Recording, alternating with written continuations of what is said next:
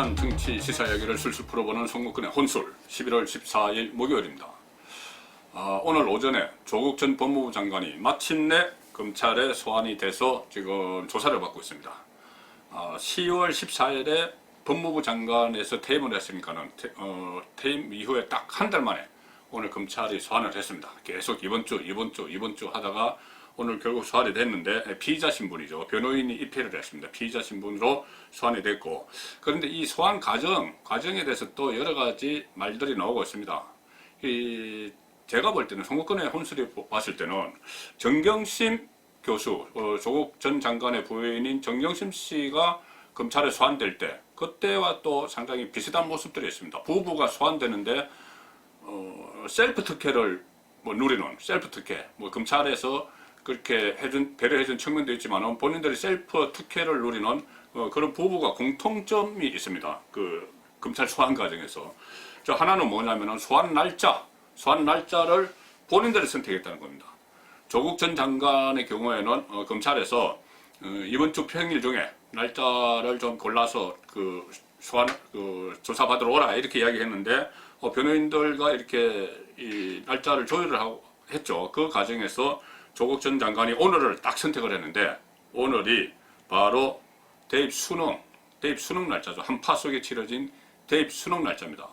그러니까 전국적으로 이 대입 수능이 치러지니까는 관심도가 그쪽으로 많이 가고, 조국 전 장관 소환에는 관심도가 상대적으로 좀 떨어지죠. 그러니까 그 날짜를 딱 골라서 일주일 중에 오늘 딱 선택을 해서 간 겁니다.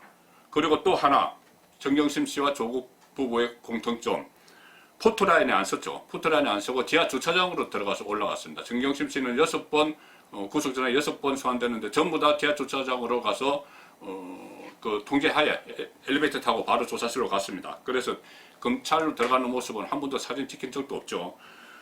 그리고 조국 전 장관도 오늘 지하 주차장, 검찰 지하 주차장을 통해서 올라갔습니다. 그러니까 포토라인을 없애라. 이것은 문재인 대통령의 인권 수사를 이야기하고, 또 윤석열 검찰총장이 자체 검찰 개혁을 이야기하면서 포트라인을 없앴는데 그 수혜자 1호, 2호 수혜자가 정경심, 조국 이렇게 됐습니다. 법무부 장관을 지낸 사람이 검찰 개혁을 한다면서 그렇게 칼을 휘둘렀던 사람이 검찰청사로 본인이 피의자, 죄를 지은 혐의가 있다는 거죠. 피의자로 들어가는데 지하주차장에 몰래 지하주차장을 통해서 기자들이 일청 현관에서 다 기다리고 있는데, 새벽부터 기다리고 그 기자들이 있는데, 아니 법무부 장관을 지내고 이렇게 사회적 논란이 됐고, 현 정권의 핵심이라고 그러고 자기 대선 주자 여론조사에도 올라가고 그러면은, 이거는 의혹이 있으면 본인 스스로 기자들 앞에 서서 본인 말대로 떳떳하다면은 기자들 앞에 서서 이야기를 하고 들어가야죠. 어떻게 법무부 장관을 지낸 사람이, 검찰 개혁을 한다는 사람이 검찰청에 소환돼서 가면서 지하주차장으로 몰래 들어가서 기자들 기다리는 줄 알면서 몰래 들어가서 엘리베이터 타고 올라갔다는 말입니까? 또 아마 기획할 때도, 오늘 일단 기획할 겁니다. 당장 구속영장 청구는 안 할 거고 몇 차례 더 조사하겠죠.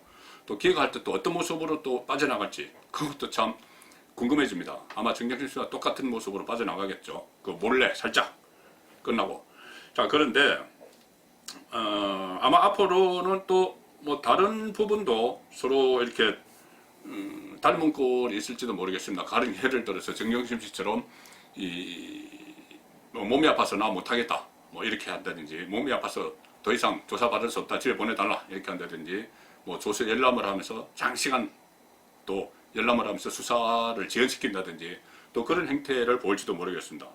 그리고 제가 조금 전에 말씀드린 것 중에서 잠깐 잊었는데, 그러니까 조국 전 장관은 이 수능 날짜를 선택해서 본인이 조사를 받으러 갔죠. 정경심 씨는 6차례 조사를 받았는데 본인이 다 날짜를 선택을 했습니다. 선택해서 갔는데, 희한하게도 공교롭게도 서초동 검찰청사 주변에서 이른바 서초동 집회, 검찰개혁, 조국 수호 이런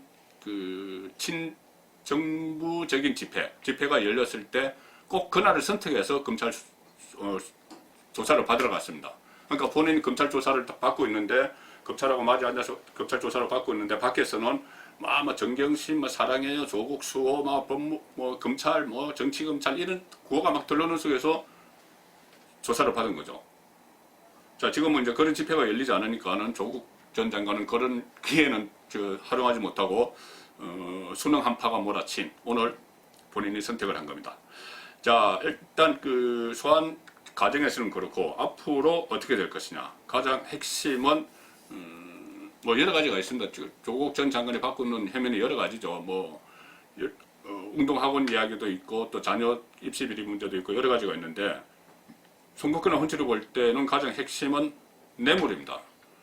뇌물 2건, 뇌물 1건은 지금 다들 많이 아시다시피 WFM 주식 사면서 그 2억 4천만 원 헐값에 사고 또 그 과정에서 조국 전 장관이 민정수석 시절에 청와대 인근 ATM기에서 5천만 원을 입금을 하고 정경심 씨의 계좌로 그날 정경심 씨가 WFM 주식을 사고 이렇게 했으니까 여기에 대해서 뇌물죄가 보시면 되는 겁니다. 당시 민정수석으로서의 어떤 지위 역할을 바라고 뇌물을 준 거 아니냐 사실상. 또 실제로 그런 흔적도 있습니다. 그 가상화폐 거래소 폐지 문제 그것도 많이 알고들 계실 겁니다.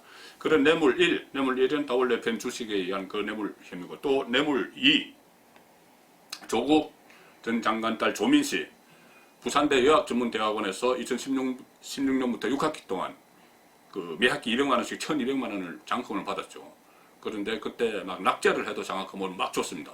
그때 당시 장학금을 준 인물이 노환중 부산대 의전원 교수인데 노환중 교수는 조국 민정수석 시절에 부산의료원장에 취임을 했습니다. 부산의료원장은 부산시장이 사실상 임명을 하는 자리인데 그때 부산시장이 지금도 그렇지만 오거돈 민주당 소속 오거돈 부산시장이 노환중 교수를 부산의료원장으로 임명을 했죠.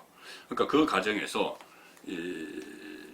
만약에 조국 민정수석이 어떤 힘을 발휘를 했다면은 그 앞에 받았던 건 6학기 동안 받은 1200만 원 장학금은 뇌물이 되는 거죠. 그런데 실제로 노환중 교수 사무실을 압수수색을 했을 때 묘한 자료가 나온 게 있습니다. 기억을 하실 겁니다. 인력이라는 말이 나왔죠. 인력. 뭐냐면은 오거돈 부산시장 면담을 앞두고 작성한 자료처럼 보입니다. 이것이 노환중 교수가 이렇게 되어 있습니다. 문재인 대통령의 주치의가 양산 부산대병원 소속 모 교수가 되는 데 있어서 자신이 그러니까 내가 노환중 교수 본인이 깊은 이력을 담당했다. 이런 내용이 써 있습니다. 깊은 이력. 대통령 주치의를 부산대병원 소속 교수를 임명을 하는 데 있어서 내가 노환중 교수 내가 깊은 이력을 담당했다. 그렇다면은 청와대와 뭔가 라인이 있다는 이야기죠. 청와대와 라인이 있으니까는 주치의 선정하는데 대통령 주치의 선정하는데 지방에 있는 부산대 교수가 인력을 담당했다. 이렇게 이야기를 하는 거죠. 자, 그렇게 보면은 결국은 또 이 노환중 교수가 부산의료원장에 취임되는데 조국 당시 민정수석이 관여를 했을 수가 있고 그렇게 되면은 그 앞에 막 낙제를 하면서도 장학금을 노환중 교수 쪽에서 받은 노환중 교수가 지도교수였고 재단은 노환중 교수가 만든 겁니다. 그러면 그 장학금은 뇌물이 되는 거죠. 이 두 가지 뇌물 혐의가 있으면은 뇌물 혐의가 그러니까 검찰에서 인정이 돼서 검찰이 이 뇌물 혐의를 가지고 만약에 구속영장을 청구를 하면은 이것은 상당히 영장 전담 판사도 고민을 할 수밖에 없습니다. 왜냐하면 이 뇌물죄는 형량이 너무 무겁기 때문에 1억 원 이상이면은 특정 범죄 가중처벌법에 의해서 10년 이상이나 무기 이상 징역을 살아야 됩니다. 무기징역이나 10년 이상 살아야 됩니다. 그렇기 때문에 그런 중대한 범죄가 구속영장에 적시될 경우에 구속영장 청구 안 할지도 모르겠습니다만 어쨌든 일단 검찰 지금 나온 혐의들을 보면 검찰이 청구할 가능성은 저는 높다고 봅니다. 그런 혐의가 적시가 되면은 법원에서 영장 발부를 안 할 수가 없죠. 또 이런 말이 있습니다. 부부를 동시에 구속하지 않는 간행이 있다. 이런 것을 가지고 아마 정경심 씨가 구속되어 있으니까는 조국 씨는 구속 안 될 거다. 이런 이야기가 나오는데 일단 이것은 사례도 있고요. 가령 예를 들어서 장영자 이철희 사건 때 이철희 장영자 사기 사건 때 그때 두 사람 같이 구속이 됐고 최근에만 봐도 2014년에 유병헌 세모그룹 회장 도피를 막 하다가 나중에 스스로 목숨을 끊은 채 발견이 됐죠. 유병원 씨의 도피를 도운 어떤 특정 종교단체의 부부가 동시에 또 구속된 일도 있습니다. 그러니까는 뭐 간행 이것은 지금 여기에 적용할 말이 아닙니다. 그리고 만일 그것을 적용을 하더라도 조국 전 장관을 구속을 해야죠. 왜 그러냐면 지금까지 나타난 여러 정황들을 보면은 이 가령 조금 전에 말씀드린 뇌물죄 이런 것을 보면은 몸통은 조국이죠. 그런데 만약에 부부 같이 구속 안 한다고 그렇게 그것을 적용을 해서 남편을 구속 안 하게 되면 몸통은 구속을 안 하고 깃털일 수도 있는 정경실시만 구속을 해버리는 그런 해프닝이 이상한 일이 벌어지게 됩니다. 그렇기 때문에 엄중히 법을 적용을 해서 수사를 철저히 해서 뇌물죄, 특히 뇌물죄 이것은 민정수석의 민정수석의 힘이 작용했을지도 모르기 때문에 민정수석의 힘이 작용을 했다면 청와대의 힘이 작용을 했다면 이것은 권력형 비리입니다. 그렇기 때문에 지금 오늘 첫 번째 소환을 한 검찰에서 이것은 명백히 뇌물죄는 특히 가려야 되는데 자 이런 게 있습니다.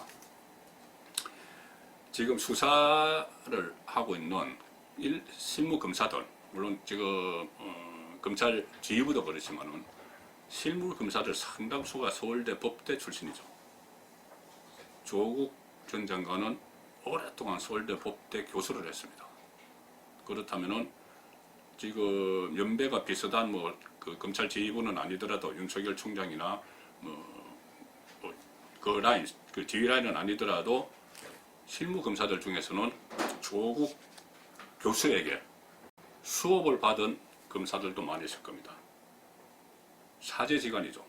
사제지간인데 조국 전 장관은 지금 여러 가지가 드러났다시피 인사청문회에서나 아니면 기자간담회에서 했던 말들이 거짓말로 상당수 드러났죠. 많은 부분이 거짓말이었습니다.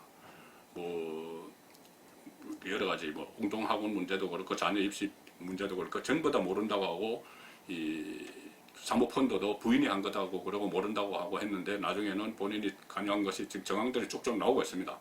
검찰에서는 아마 그 자료들을 지금 수사 자료들을 다 확보하고 있을 겁니다. 그 수사 자료를 확보한 수사 자료를 가지고 옛 교수에게 스승에게 물어볼 겁니다. 그러면은 옛 교수가 제자들에게 거짓말을 할까요? 거짓말을 할 수 있을까요? 지금까지 보면 거짓말을 할지도 모릅니다. 그러면은 그 옛 제자가 거짓말 본인이 다 증거를 가지고 있는데 옛 교수가 제자 앞에서 거짓말을 하고 있다 이런 확신이 들고 또 그런 자료가 있다면 그것을 과연 그런 스승을 제자들은 어떻게 처벌을 할까? 총국의 혼수는 궁금합니다. 감사합니다.